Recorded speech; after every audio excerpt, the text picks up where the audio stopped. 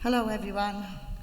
So I was going to do a presentation, but there's a lot to present. Those who don't know me, my name is Kimberly Isherwood, and I am chair and co-founder of an organisation called Public Child Protection Wales. Public Child Protection Wales does exactly what it says on the tin. We are the public protecting the children in Wales. 10 years ago, I discovered an education, a sex education, called Comprehensive Sexuality Education. I discovered this in America, Spain, and other countries of Europe.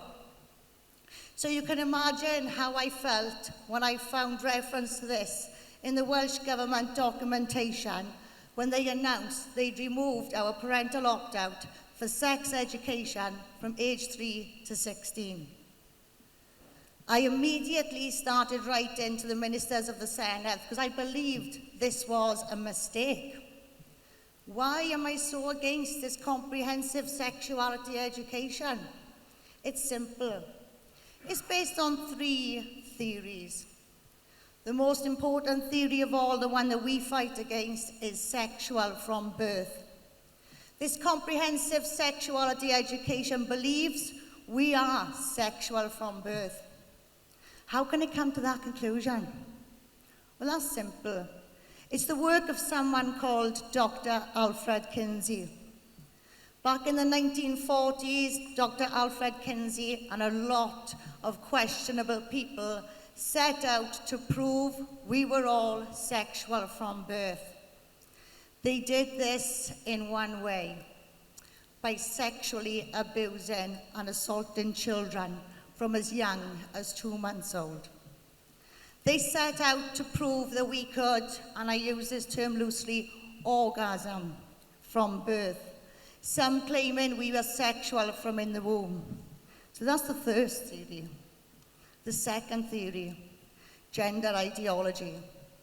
A lot of you will hear what's going on in schools right now regarding gender ideology, transgender, and things like that. Again, that's based on the sexual abuse and mutilation of children, the work of John Money. If you want to look into this further, please Google John Money and David Reimer and have a look at what they did to those children to come up with a theory that gender is a social construct. Now the third theory, queer theory. This queer theory is very often taken as a way of being cool. People believe queer is to be cool now.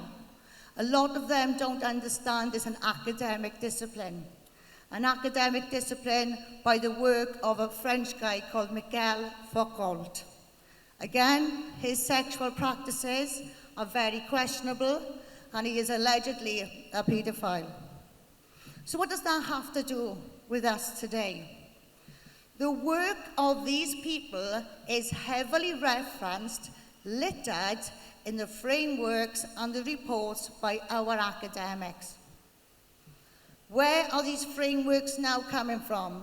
They're coming from United Nations and the World Health Organization. Here in Wales, like I said, we thought it was a mistake. I was desperately reaching out to Kirsty Williams, reaching out to members of the Senedd, giving them this evidence that this was a global sex education. I was naive. I genuinely believed it was a mistake. I learned the hard way. I learned the hard way about our government. They set out calling us liars, making statements on misinformation. We went down the democratic process. We took part in consultations where 87% of us rejected this education. We also did a petition. We needed 5,000 signatures for a debate. But they rang us up on a Thursday afternoon and they said, "You've got till Monday to get your 5,000 signatures, or it goes up to 10,000. So we did it. We achieved the 5,000 signatures. We got our opportunity for that debate.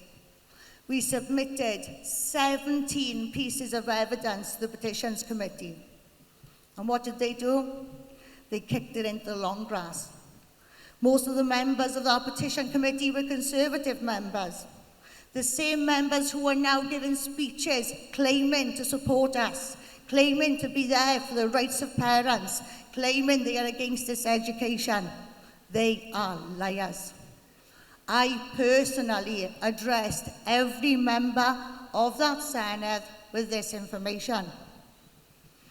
It wasn't long before we found out that this wasn't a Welsh problem. This has been adopted in all 4 countries of the UK. In March 2017, all 4 select committees adopted this global sex education. I would present to you the slides, but you can see them all on our website. They've recently made the media. So the framework in question, the framework from the World Health Organization, it wants masturbation from birth. That's from age 0 to 4. Use sexual language in a non-offensive way, age 4 to 6. Consolidate your gender identity.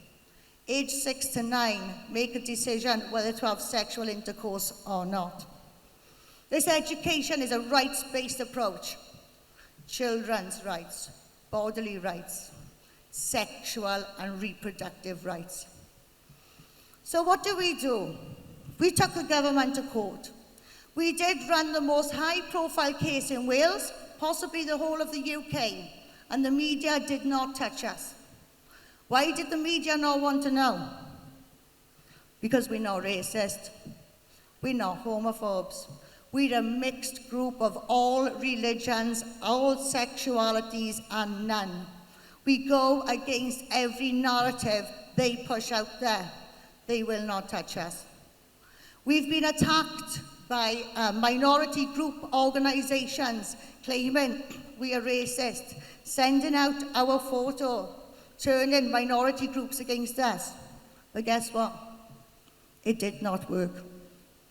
Why have these attacks not worked? Because it's simple. When you're fighting for a child, nothing matters. Our differences do not matter. When you're fighting for the love of a child, you will leave your differences at the door and you will unite. And that's what we've done here in Wales. We have united every minority group, every sexuality and every religion based on the safety and protection of our children. So like I said, we got into court twice. We tried an injunction. Then we had a judicial review. We knew we couldn't challenge this sex education as a whole. We've got lesson content, we've got these theories, we've got third-party organizations, but we just wanted our parental rights back. It was really important to get our parental right back because that would mean that this education is no longer in every single subject across the curriculum, but it would make it manageable, and we could then move on from there. But the Welsh Government lawyers stood up in court, using case law from all across Europe, stating that we have no parental rights, not even in the Human Rights Act, not even through the Education Act. We have no rights. Not only did they say that, they said we've never had rights. There's never been parental rights. So there it is. They have stolen our children from age 36 months for this rotten, sinister sex education. You'll see debates in the Parliament right now. Rishi Sunak saying he's going to rip this education up. We know what Rishi Sunak is part of. This is a global sex education. You open the front cover of the UNESCO document and it tells you this is the 2030 global agenda. Do we believe a globalist is going to fix this for us? Any man that thinks our children can wait until the next academic year to be saved should not be in there. No child should have to wait to be safeguarded. But, you know, this inquiry might go ahead anyway. And if it does, how is that going to affect us here in Wales? It simply is not going to affect us in Wales. Education is devolved, so they keep saying. But is this our fight in Wales? Is this just our fight and our problem? Absolutely not, it's not. All 4 countries adopted this March 2017 with the view for legislative changes. So they've kept us hidden, they've kept us quiet. They don't want the rest of the UK to know what's going on. Why? Because our case law can and will be used against every citizen in the whole of the United Kingdom. They use European case law against us. They are going to be using this case law against everybody in the United Kingdom. We've had fines from the courts. We lost the court case, and we've paid so far, I think it's £114,000, with another £5,000 left to pay. This case was ruled a complex constitutional matter by Justice Turner. Yet Justice Stein likes to reference the work of Professor Emma Reynolds, the disgraced Professor Emma Reynolds, whose work has been removed from the hub. They've sent us emails threatening to remove our assets. Just 5 parents in Wales took this to court. 5 parents getting threatened to remove their assets. We are not homeowners. You couldn't get more bottom of the food chain if you tried. All we have is our furniture.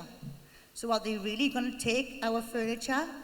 According to them, yes, they are. That's the reality.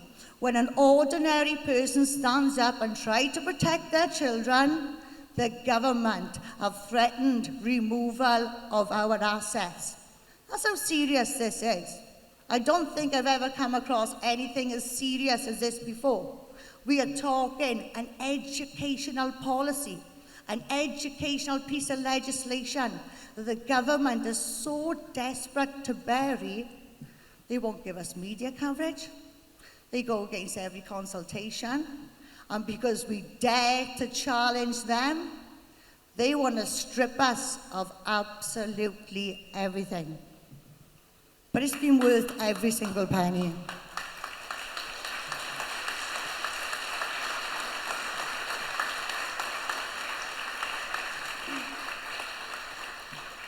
But it has been worth every single penny. It's been worth every single email. It's been worth every single time we've been to court. It's all worth it. Why? You can't put a price on a child. You cannot put a price on childhood innocence. We will do that 10 times over again. No problem at all. But we're not going to go down that route now. We're going to finish this the way they started it. They started this with one small group of people, a load of lies and a movement.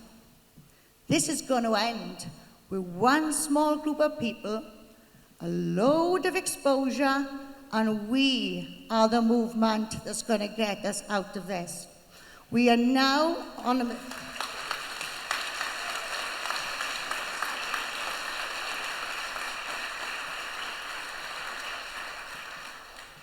We are now on a mission to unite this kingdom. That's the only way out of it. There are organisations out there that claim to be safeguarding, claim to be fighting this RSE, but where are they? Where have they been for 3 years? Where have they been at the end of our emails? No response, deleting our tweets, telling people not to invite us to speak. They've shown themselves for who they are. So now the parents are in charge. It's the people that's going to take control. The ones who don't get paid, the ones who get nothing from it, the ones who are here because their heart is telling them to be here. So we've just set up a new page on Facebook, and it's called the Coalition Against the Indoctrination and Sexualization of Children. And boy, is it picking up. We've got groups from England, Ireland, Scotland and Wales. We will be meeting on the 13th of September on Parliament Square to remind Rishi Sunak we are watching. We're going to remind Rishi Sunak that Wales will not be sidelined. We were the last ones to get this education, but we are the first ones to stand up, say what we mean what we say, and we are not going to stop until Wales is the safest place in the world for raising and educating our children.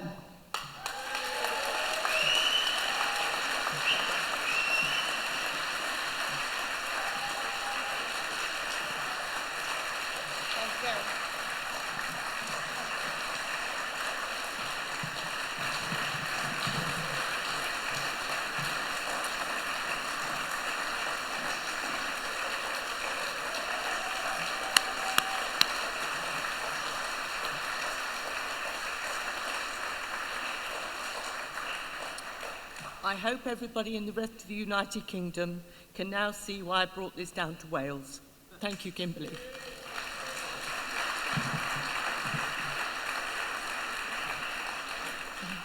Well, some good comes out of England as well, all you people from Wales, and we've now got Dr. Neil McRae. Now, many of you may know him from his writings in various magazines. He's very, very good on Conservative Woman, which has got nothing to do with the Conservative Party, and he writes and is often seen on many of the platforms that Peter was talking about earlier, including our own.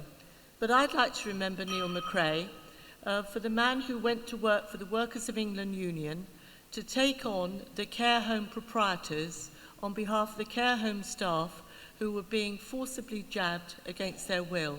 He's an absolutely wonderful guy, and I'm sure, really, to most of you, doesn't need any introduction. Dr. Neil McRae.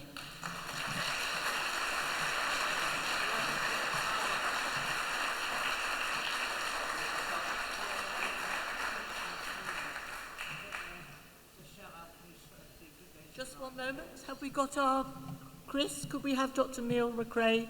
Could we whip over to the screen, please? Thank you.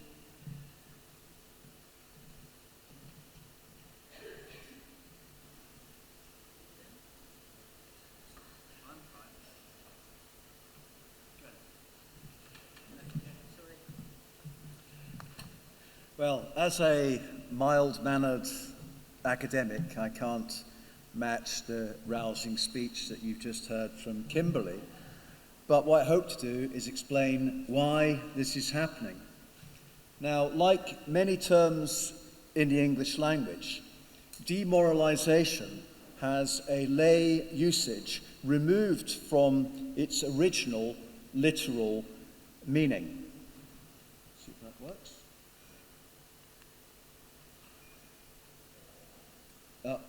The slides are a bit... Sorry, we might miss some of the detail on the slides.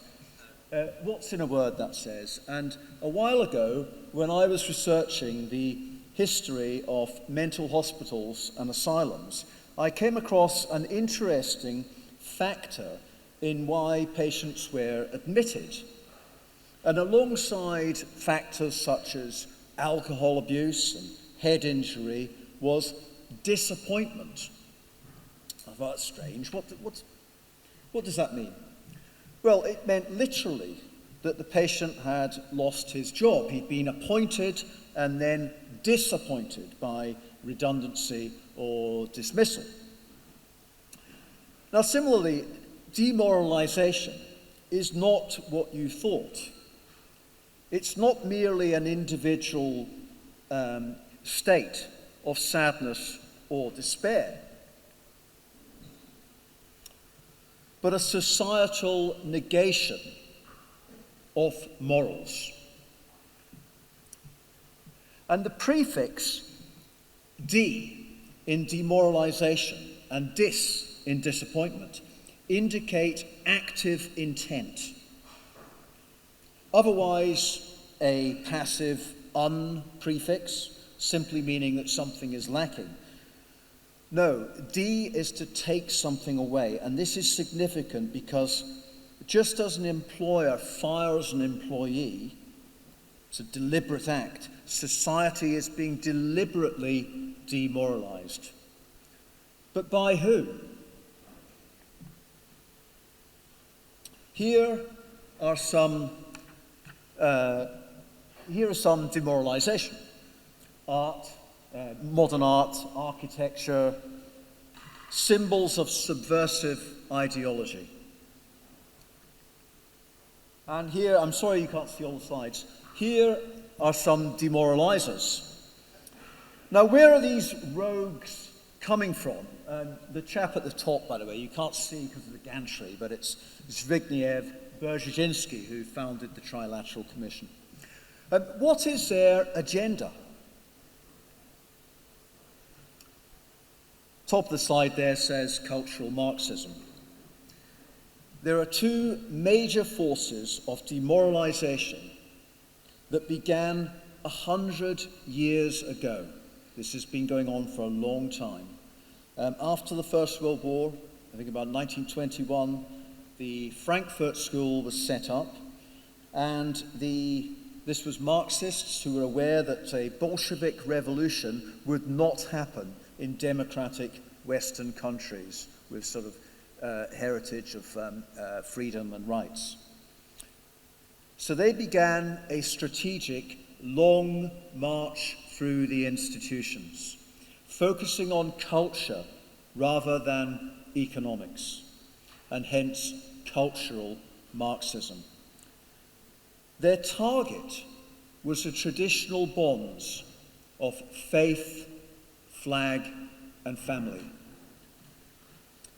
But progress was slow until the 1960s, when, with youth culture and emancipatory movements, and the baton was taken on by left-bank philosophers in Paris, Michel Foucault, Jacques Derrida, and so on.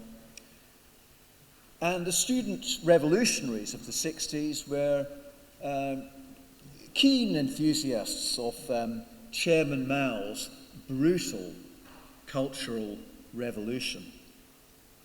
And today we have the woke warriors as fervent as Mao's Red Guards in their identity politics. The second driving force, and you can't see the title there, is technocracy. Now, unlike cultural Marxism, the technocracy movement is often associated with the right. It's corporatist, akin to Mussolini's fascism, which doesn't mean marching jackboots, but it means a hegemonic alliance of government and big business. The organization Technocracy Incorporated started around about the same time as the Frankfurt School. It began in New York, and the founder was Howard Scott, who you can just see in the top left there. And he had the goal of abolishing democracy and installing scientific experts to control population and resources. And not many people know this, but when Aldous Huxley wrote Brave New World, he was writing about Technocracy Incorporated. With tremendous technological advances, technocracy is now rapidly advancing through the agenda of the World Economic Forum, who are creating a new world order, a cyber-controlled society led by an elite lording over the neo-feudal masses.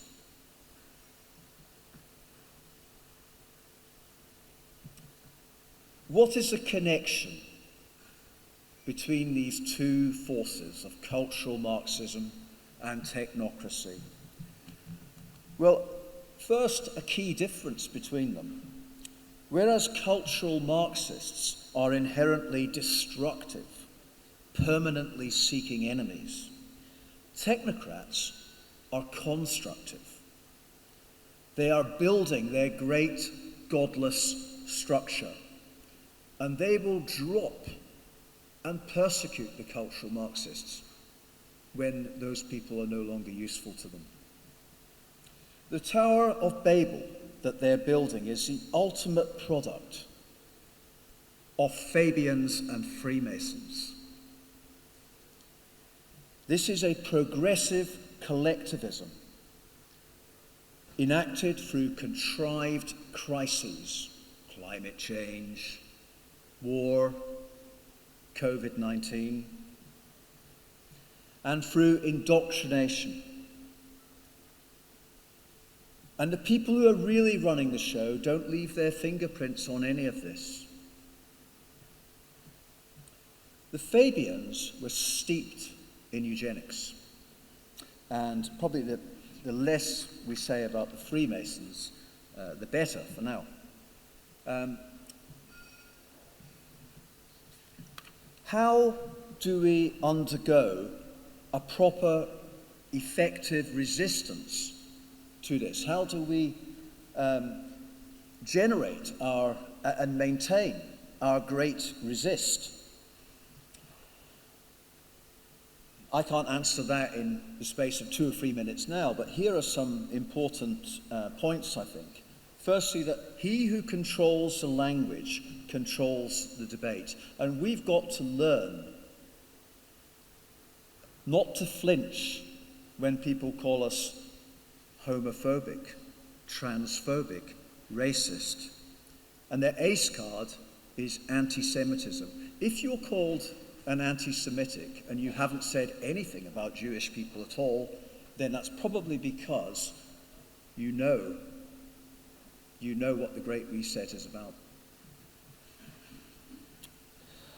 Remember that we, traditional, ordinary people, are the majority, albeit often bludgeoned into silence. But I imagine that the people here today are not silent. You're the people who are prepared to speak out. And we need to give permission to the people around us, those people who are intimidated, who do feel prohibited from saying what they think. And of course, we're spreading awareness. This is humanity versus technocratic tyranny. This is a distortion of science, scientism. They are trampling on ethics. And we're up against James Bond baddies like Klaus Schwab. I mean, these people are easy targets for ridicule. But of course, what we've got to remember is that it's not really Klaus Schwab or Bill Gates that's running the show. And finally, I think perhaps the most important point of all is that we need to reach out to youth. They're the future. We should not think of them as forlorn. Too often I hear that all of the younger generations are totally indoctrinated, and of course that's an understandable view to take, given what's being taught, the dogma that they're getting in schools and universities. But we're starting to see the signs of something happening now, of high school pupils and students starting to resist this misanthropic mission of the globalists. So, obviously, there's a lot of work to do here, but I think we can do it. And I would say, to finish, let's go for remoralization.